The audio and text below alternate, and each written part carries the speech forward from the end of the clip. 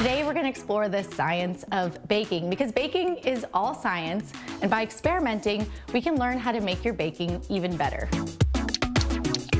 Let's start with chocolate chip cookies. We're going to make 4 batches using 4 different fats. We're going to measure everything out really precisely and keep all the other ingredients the exact same except for the fat.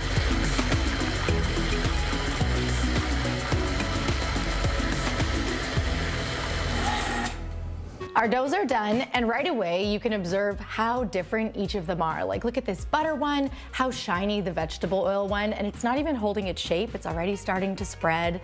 Check out the coconut oil.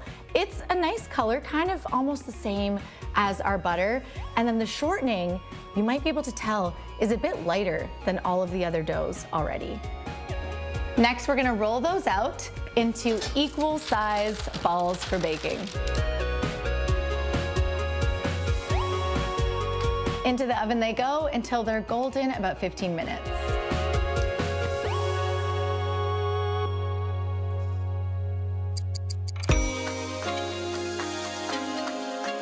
Our cookies are cooled, so let's look at our results. First, right away, butter. Look at those perfectly golden, crispy edges. And let's take a look at the inside. This is gonna be our baseline.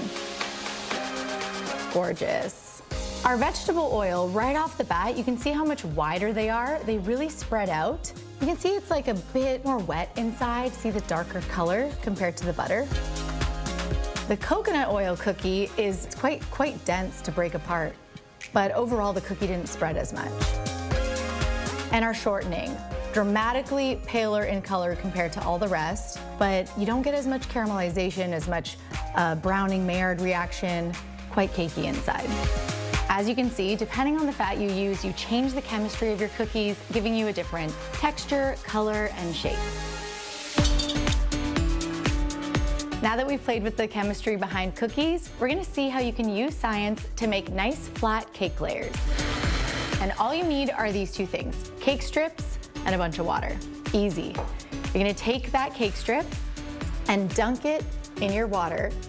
Let it sit for like 2 minutes, get nice and soaked. And then you're gonna fit it nice and snug around your springform pan. Tighten it. That's it. And I'm just gonna pour equal amounts in each of these pans. Put them on the same rack for about 25 minutes. Right away, you can see the differences between the 2 cakes. This type of evaporative cooling with the cake strip gives you that much more even layer. And the sides aren't as brown as our cake that didn't have the strips. You can see this one also has a bit of a dome to it, which would make it really hard to stack. Whether or not you're an experienced baker, turn your kitchen into a lab too by trying an experiment and having some fun with science.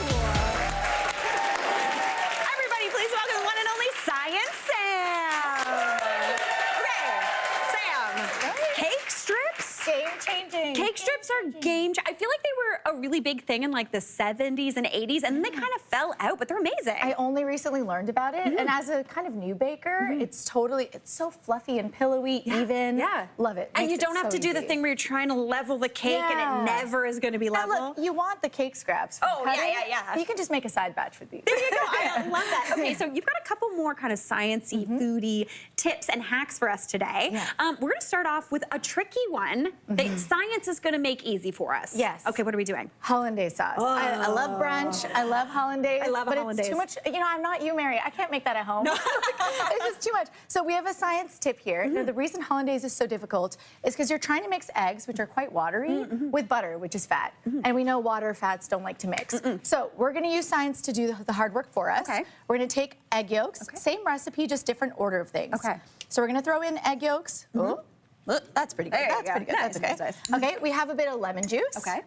And then we have a little bit of water, and then you can season how you'd like. I'm gonna do a little bit of salt. Can I put more salt in? Oh, yeah. Okay. You're the expert. I just got the science part. You got the taste part. And then we like a bit of heat. We like right? a little spice. Okay, so right now we got a lot of like watery ingredients in here. We have some butter that is melting. Okay. Okay, so we're gonna get the hot melted butter, and we're gonna slowly mix that in as we use an immersion blender. Oh, so no whisk. No whisk, no Ooh, double broiler, and okay. usually you're heating the eggs and adding like melted butter, but it could scramble, it could get clumpy. Well, that's the thing, it's such a balancing act, but this is almost like when we've made mayonnaise. It's exactly, they're like kissing cousins. Oh, I love that. Okay, fantastic. Okay, so I'm gonna start the blender, and you're gonna slowly add in the butter. Okay. This blender, we're using some physics to open up. It's gonna slowly thicken. Not yet, it'll take a sec. We're releasing an emulsifier in the egg called lecithin. Okay. That one is kind of a hybrid between water and oil. And so as we shear open, there you go. We're getting microscopic droplets from the egg and from the butter. And the lecithin is gonna start to coat it. Oh, he's starting to get thicker. You see that thickening? Oh, yeah. And the lecithin is like marrying the oil and the water. You can kind of move it around. Oh, look at that. Yeah. This is a thrill. Yeah. And you just go for like another 30 seconds, get it to the texture you want. You can top it up with some liquid if you want. That's the thing, if it gets a little bit too thick, a little splash of water, you think it's gonna ruin it, but it's gonna bring it together. Oh, Sam. Oh my gosh. Oh my, look at that. So easy. No fat clumps, just beautiful. It tastes really good. That is fantastic. I'm gonna put this down and I'm gonna use the salt spoon and I'm gonna eat some Hollandaise. Okay. Oh my gosh. So easy. That is amazing. Even I can do it. Yeah, easy. And also, not science-based tip, hot tip, when you go for brunch, just order some Hollandaise for the table. They'll eat it. People will eat it. Dip a fry. Oh my gosh, delicious. Okay, absolutely fantastic. I love Hollandaise. Yes. But next up, we're gonna move on to a classic that everybody loves. We love a grilled cheese, but there's a bit of a hot debate Yes. on what the best thing for a grilled cheese is. You need like perfectly crispy toast, right? Yeah. So lots of people use butter. I love butter, but mayo has a few things going for it that might make it easier. Okay. So let's go ahead. You put the butter, and I'll put the mayo. Okay, and right away, with the mayo, you're gonna see one advantage it has. So easy to spread. I can get like this beautiful, I put a lot. Is that too much, Mary? That is not too much, Sam. You made fun of me with the salt, kitchen. so I had to do more of this. Okay. I'm always about more. Yeah. Like, first of all, I'm done faster. That is true. Beat you at one thing. And it's also, my bread is getting a little rippy too, right? It's harder to get as even a coat. With the mayo, because it's emulsified, you get this beautiful even coat. And you don't have to have it, obviously you don't want it at room temperature. Take it straight from the fridge. Exactly. Okay. So that's one thing it has going for it. Both of these guys, we're gonna put them on a hot pan. Okay. They both have proteins in them. Those are gonna brown and give us the Maillard reaction. Mayo the proteins are a lot more heat stable, and it has like a better smoke point that you can keep it on without it burning. Oh, Butter, that's true. Your risk is like you overdo it because you put so much cheese, and then the cheese toast isn't melted, and then the bread starts burning. It starts to burn. Mayo, you have a lot more buffer and forgiveness. Oh, I love that. So normally you'd keep that on for a bit of time. Probably still needs a little bit more. We can see. Yeah. I don't know. Oh, yours are kind of go. Your pan was hotter than mine. Yeah, mine's already browning nicely. Which is beautiful. Making excuses for you. And then you can see, if we look at the end of that, because it's spread better, because it has a higher smoke point, you get this much deeper brown color. Look at the golden around the edge. And you don't have to worry about it burning. Yeah. You have a lot more time to melt your cheese. Now, an experiment you can try at home, if I can give you some science homework. Yeah, give it to me. Try a mix of the two. Oh. Get the best of both worlds and see how that goes. Oh, I love that. Now, what's your go-to cheese when you're talking grilled cheese? Oh, I do a mix of things. I love, what's it called? I do a bit of Gruyere. Gruyere. Yeah, a bit of old cheddar, like a smoky cheddar. Maybe a little parm on there? Oh, yeah, just everything I have. Any type of cheese you It's got. like a stew. You throw in what you have. I love it, Sam. There you have it. Thanks so much, Science Hacks for the Kitchen. Hey, Mary here. What did you think? Drop your comments below, and don't forget to like and subscribe for more of the good stuff.